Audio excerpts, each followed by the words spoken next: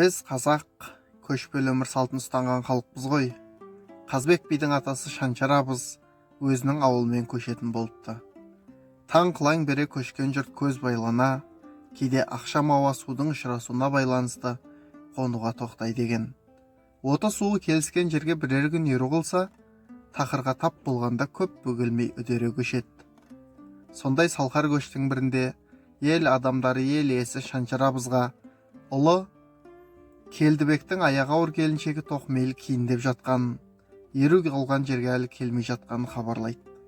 Сонда Шаншар абыз жігіттерге, келіннің аты болдырып қалған ау шамасы, алдынан менің қара жорғамды алып шығыңдар. Басқа ат келінді көтере алмайды, өйткені келіннің ішінде алтын жатыр ғой депті. Жігіттер қара жорған алып жолға шығады. Еру қалған жерге тоқмейілде таяп қалған екен.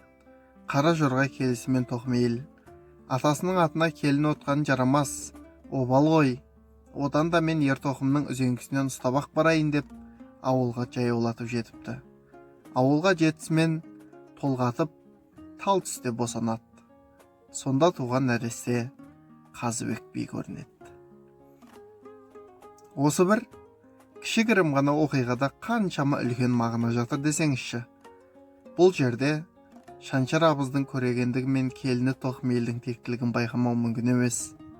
Шаншар абыз келіннің әрбір сөзіне, іс-әрекетіне, арғы ата тегіне, тіпті дүниеге қандай перзент алып келетіне дейін біліп жүрген ғой шіркін. Ал тоқмейіл атасының атына келін отқанын жарамас деп, сол жердің өзінде тектілігін танытып тұр емес пе? Алып анадан туады деген осы шығар.